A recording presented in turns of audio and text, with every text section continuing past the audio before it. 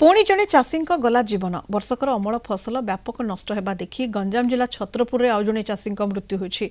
December 26 में Chhatrapur block बरंग गाँव जड़े भाग चाषी बनमाड़ी पेंठे आत्महत्या कर अभियोग होता बेले पुणी ठीक 15 दिन पर आशा ठारू कम धान अमल होगा देखि जमी ही टली पड़े आउ जड़े चाषी गुरुतर अवस्था छत्रपुर मेडिकल पर ब्रह्मपुर स्थानांतर कर डाक्तर मृत घोषणा करते।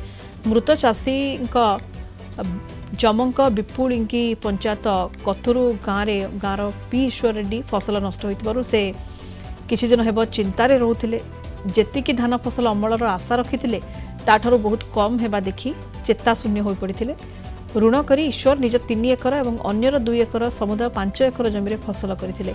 समस्त ऋण छाड़ करने दाबी करिसेंती परिवार लोके। अन्यपटे घटनार तदंत पई मृतकों घरे पहुंची छत्रपुर ब्लॉक प्रशासन।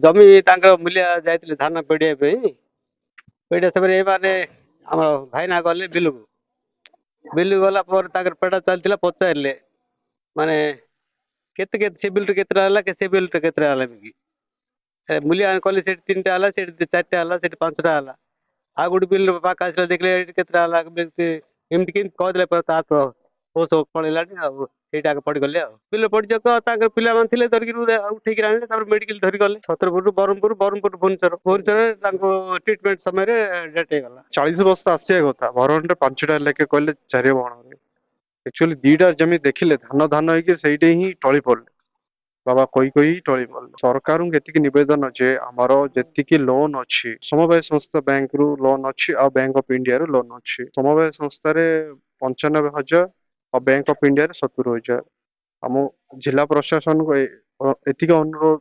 करार केमिति ऋण छाड़ हो आमर धान टोकेन आसी एबे जाई धान भी जाइनी।